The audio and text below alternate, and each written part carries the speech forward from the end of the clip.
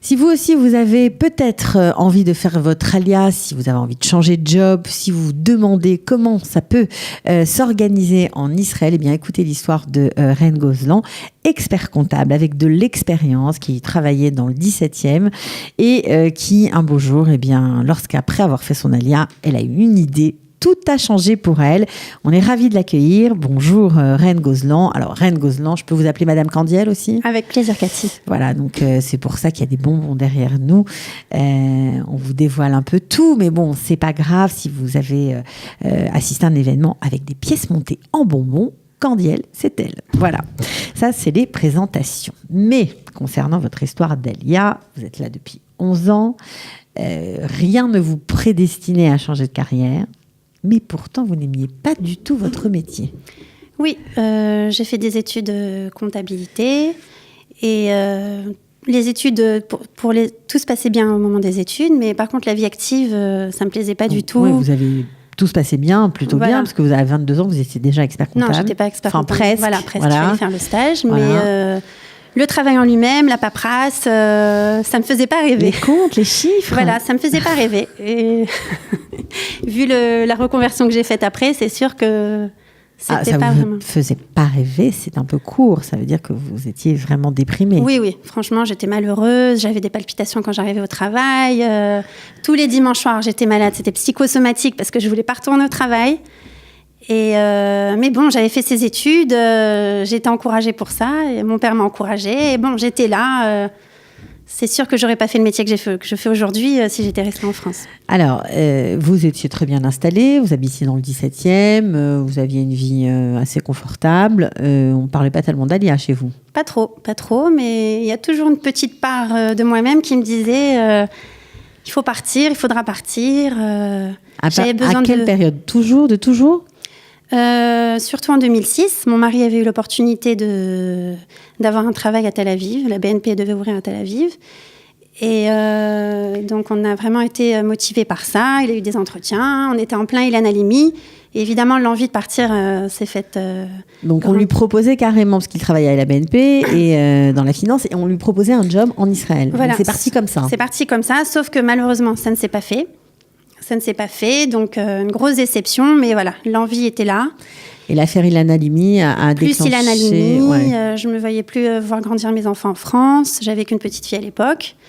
Et je me suis dit, après tout, c'est l'occasion de sauter le pas et de partir. Alors, comment on part quand on n'a pas de job, qu'on est installé ? C'est pas simple, c'est une problématique que les gens qui nous écoutent ont eux aussi. Comment ça s'est organisé pour vous ? Pour mon mari, il était hors de question de partir s'il n'avait pas un travail en Israël. Okay. Donc, on a il parlait l'hébreu ? Il était à Yavne, il parlait l'hébreu de ce qu'il avait appris à l'école, plus la prière, voilà. Donc, il parlait l'hébreu un petit peu. On a fait l'Ulpan tout l'hiver, on était en France, on était très assidus 2 fois par semaine, tous les dimanches après-midi et tous les jeudis soirs. Et donc, je l'encourageais à chercher du travail en parallèle en Israël. Donc, tous les dimanches, il prenait des contacts avec des Israéliens, avec des Français qui habitaient déjà. Donc, vos week-ends étaient consacrés à lancer des perches pour essayer de trouver un travail. Je me rappelle, je descendais le dimanche, j'étais avec ma fille, je descendais au parc et je le laissais passer des coups de fil. Ouais. Et longue préparation, quand même. Longue préparation, mais vraiment, il fallait préparer. On ne voulait pas partir... comme ça. Et mon mari est très... pragmatique, très les pieds sur terre, il ne serait pas parti comme ça, les mains dans les poches. Alors, un beau jour, je crois que c'est le jour de son anniversaire. Voilà, un beau jour. Donc, entre-temps, on a fait un voyage d'études, il a eu des contacts, des entretiens. Et voilà, le jour de son anniversaire, les 30 ans, il a eu la réponse comme quoi... il avait un travail. Il avait un travail dans une boîte high-tech à Tel Aviv. Donc, on était très contents. Il a fallu qu'il démissionne de la BNP. Personne ne comprenait, évidemment... pourquoi il démissionnait. Juste à ce moment-là, en plus, il avait une promotion, son chef partait, il avait pris la place de son supérieur. Donc voilà, il a fallu démissionner, c'était pas facile, il a fallu annoncer à toute la famille. Et voilà. Ils vous ont soutenu ou pas trop ? Ils n'ont pas tellement compris ? Ils nous ont soutenus, mais c'est vrai qu'il y a 11 ans, quand on a tout pour être bien en France, le travail, la famille, les amis, toute la vie sociale... Il y a des gens qui ont compris, des gens qui ont moins compris. Mais voilà, nos parents nous ont encouragés. Mais vous étiez décidés ? On était décidés. Bon, c'est pas facile, quoi. Quitter sa maison, quitter sa famille. Oui, parce que... J'étais enceinte, en plus, entre-temps, je suis tombée enceinte. Vous étiez enceinte et vous êtes partie, vous n'aviez pas particulièrement d'amis, ni J'avais de personne. famille. Ouais, vraiment, on est arrivé à Natania, vraiment... C'était la première fois que je mettais les pieds à Natania, vraiment. Alors justement, pourquoi Natania ? Et ben à l'époque, mes parents avaient un appartement qui donnait en location. Ils nous ont dit, prenez-le en attendant de voir. Comme voilà. ça. Donc ça aide aussi, ça, c'est sûr. Voilà, donc vous êtes arrivée à Natania sans connaître. Vraiment. Donc vous y êtes toujours ? Je suis à Polleg maintenant, à Polleg, ok. Donc voilà, donc j'ai accouché et j'ai une amie à moi qui m'a dit écoute, viens faire l'immobilier, peut-être que ça peut te plaire, etc. Donc j'ai fait 2 ans d'immobilier. Et un beau jour, je me lève. Alors, la première année, c'était sympa, la deuxième, beaucoup moins. Oui, bon, c'est pas facile l'immobilier. Pourquoi ? Qu'est-ce que c'était dur de vendre, d'être dans la peau d'une commerciale quelque part ? Oui, voilà. Je suis pas trop une commerciale, moi. Voilà, ok. Donc ça, c'était la deuxième année, on était un peu... Voilà, il faut pas lâcher le client, etc. Moi, je suis plutôt... je suis pas très commerciale. C'est pas votre truc, mais c'est pas grave, il n'y a pas de problème, il en faut pour tous les goûts. Voilà. Et un jour, à l'agence, je me suis dit, tiens, si je faisais des pièces montées en bonbons. Et comme ça, quoi. Vraiment. Et vraiment, sans être fan, sans regarder des photos particulièrement. Non, parce qu'à l'époque, c'était pas répandu comme aujourd'hui. Sans rêver d'événementiel. J'aimais pas spécialement les bonbons. Je préfère le chocolat. J'étais pas... Bon, écoute, je me suis dit... Bon, en France, ça existait les pièces montées de bonbons. Hein. J'ai pas inventé. J'ai pas inventé le bonbon, hein. Mais donc, je rentre chez moi et tout. Je dis à mon mari, qu'est-ce que t'en penses ? Il m'a dit, mais il faut faire un business plan. Combien il faut que tu en vendes par mois pour que ça soit rentable ? Il faut voir, là. J'ai dit, écoute, il faut commencer les athlètes. Je suis partie voir ma mère. Elle m'a dit, n'écoute pas ton mari. Viens, on va acheter des bonbons, on va acheter du polystyrène, on voit ce que ça donne. Et vraiment, ça s'est passé comme ça. Donc, avec le soutien de ta maman, tu commences. Voilà, alors, on va dans ton salon. Voilà, donc on va dans des magasins de bâtiments polystyrène, ça se dit calcar. Je le savais pas forcément. Et voilà, je me suis dit, tous les jours, je fais une nouvelle création. Donc voilà, je coupais le polystyrène dans mon salon. C'est ça qu'il faut préciser, c'est ta particularité. Tu crées vraiment des choses. Vraiment, je pars de rien. Tu fais des formes en polystyrène, après tu les habilles. Voilà, c'est ça. Okay. Donc je me suis dit, donc on était en mai 2010, c'était il y a 8 ans, et je me suis dit, tous les jours, je vais faire une nouvelle création. Et donc tous les jours, j'y allais, qu'est-ce que je vais faire aujourd'hui ? On va faire un cœur, on va faire une pièce montée, on va faire... Et j'ai appelé un photographe. Même de la suite dans les idées. Il fallait se Tu voulais vraiment en vivre de ça quand tu l'as fait? Je ne savais pas où ça allait mener. D'accord. Franchement, on ne peut pas savoir. Non. Donc, un photographe. Un photographe, un nom, Candy L. Donc, Candy L, le nom d'H&M. Et je me suis dit, on va faire des flyers et on va voir ce que ça donne. Donc, je faisais des pièces montées et j'allais à Natania et je me promenais avec. Vraiment. Dans la rue? Oui. Non, mais dans la rue comme ça, pour porter à la main. Oui. C'est vrai. Comment vous étiez accueillis ? Ah, ils disaient, il a fait, c'est beau, il y a Schlar Cartis Bicourt. Alors, je donnais la carte de visite. Ah, c'était comme ça que tu as fait ta promo. Au début, c'était comme ça. Ah, c'était pas mal. Ça marchait ?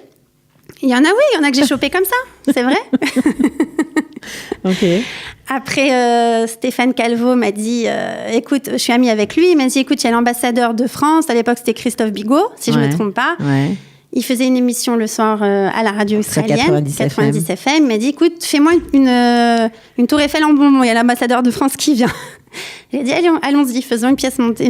Donc tout ça, évidemment, c'est pour faire comprendre aux gens que tout ça, c'était pas rémunéré, c'était vraiment pour se faire connaître. Voilà, c'était pour se faire connaître. Mais tu as eu quand même l'audace et l'intelligence de dire oui, parce qu'il y en a qui disent non. Ah oui, ça, c'est vrai qu'au début, allez-y, profitez. Ouais. Donc tu as dit oui, tu t'es lancé, tu as fait ta tour Eiffel en bonbon, tu t'es fait connaître par l'ambassadeur. Voilà, du coup, l'ambassadeur, il m'a dit, écoutez, on cherche des sponsors pour la soirée du 14 juillet. Donc, à l'ambassade de France. Donc, voilà, j'ai fait des choses plus grandes. Il y avait même Shimon Peres qui était là, qui regardait mon buffet. Voilà, j'ai fait 3-4 ans le sponsor de l'ambassade de France. Qu'est-ce qu'elle pensait, Reine, quand elle voit comme ça son nom, l'ambassade de France, en Israël, sur un petit projet, une petite idée qu'on a eue dans sa tête, et puis finalement, chemin faisant qui se concrétise. Ça fait quoi ? J'étais contente, j'étais fière, voilà, tout mon entourage évidemment très fier de moi, mais je me dis voilà, quand on veut, on peut toujours, tout est dans la tête, je suis bien entourée, j'ai un coach personnel qui me booste. Maman, voilà, avec des proverbes sympas. Endurance et persévérance, donc c'est vrai que ça m'aide. Ouais. Mais alors, tout ça, c'est super, c'est beau, ça fait plaisir, etc. Mais on ne gagne pas sa vie encore. On commence un petit peu, on commence à avoir des petits salaires sympathiques. Ouais, mais c'était au début, c'était pas facile, j'imagine. Oui, bien sûr, c'est pas facile. C'est pas facile. Surtout que c'est de l'événementiel, donc il suffit qu'un événement il soit passé, qu'il faut attendre le prochain, il faut recommencer à démarcher. Donc après l'ambassade de France, tu as repris ton petit bâton de pèlerin et tu as démarché tout le monde. Voilà, j'ai appelé les wedding. Et moi, vraiment, je suis pas une commerciale et j'aime pas me vendre. Heureusement qu'aujourd'hui, mes photos parlent d'elles-mêmes, donc j'ai pas besoin de trop de parler. Mais donc j'appelais tous les wedding planners, israéliens, français. Et tu as commencé à travailler. J'appelais les salles, j'ai fait beaucoup de choses. Je passais dans les boîtes aux lettres, je mettais des flyers, j'allais dans les magasins, j'essayais de proposer mes produits. Alors, tout ça... Je faisais même les canyons. Alors, en t'écoutant, on se dit quand même, toi qui étais expert comptable, qui avait quand même une certaine stature en France, etc., bon, tu n'étais pas très heureuse dans ce métier, mais tout de même, il faut vraiment beaucoup d'humilité pour réussir en Israël. Il faut repartir à zéro. Il faut, quand j'arrive dans des salles, j'arrive 2 heures avant l'événement. Il y a toujours le ménaël de la salle. Je veux pas dire que c'est pas qui je suis, mais bon, vas-y, mets-toi là. Il me parle mal, il s'en fout, il me donne pas des tables, etc.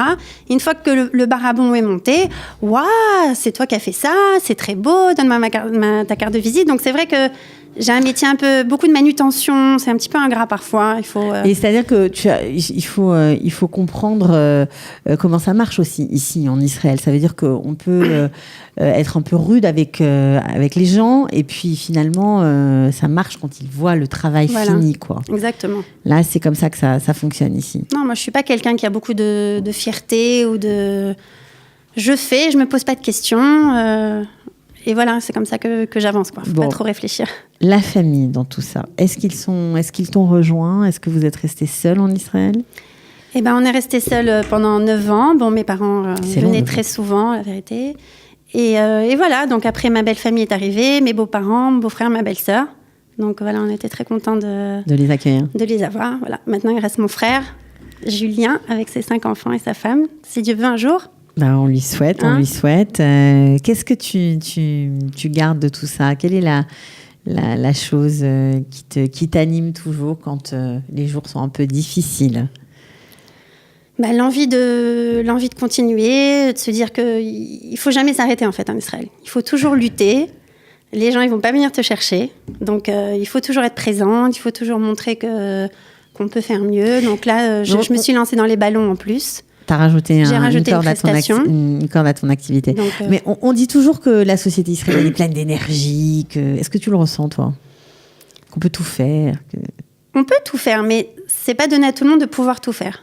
Pourquoi? Il faut quoi comme qualité? Il faut de la volonté. Il faut pas se décourager. Il faut de la motivation. Il faut garder en vue son objectif.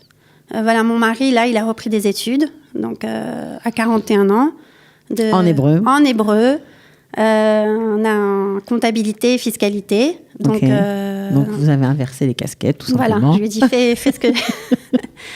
Donc, voilà, donc, il travaille le jour et nuit, hein, comme vous pouvez l'imaginer. Il travaille le jour pour gagner de l'argent et le soir. Donc, quand on veut, on peut. Et c'est vrai qu'il faut s'accrocher. Il faut garder en vue son objectif et de se dire que tout est possible, en vrai. Tout est possible. Bon, mais on va finir sur cette belle note. En tout cas, on te souhaite de continuer, voilà, nous embellir nos soirées, nos fêtes avec tes belles créations. Merci d'être venue. Merci à toi, Cathy. Et on est content que tu aies quitté l'expertise comptable, en fait. C'est plus sympa, ça. Et pour l'anecdote, quand je faisais mes études et que des fois je travaillais avec mon père qui est aussi comptable, il me disait, mais tu penses aux papillons. À quoi ben voilà. Tu penses aux papillons. Et là, je peux vous dire que quand je sors mes papillons, penses à ton père. Je pense à mon père. J'ai toujours une petite pensée pour lui. Ben, la boucle est bouclée. Voilà. À bientôt. À bientôt, Cathy. Et Batzlacha pour la suite. Merci. Ciao. Au revoir.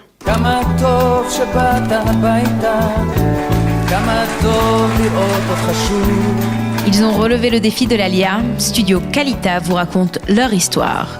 Alia Story, c'est vous, c'est nous.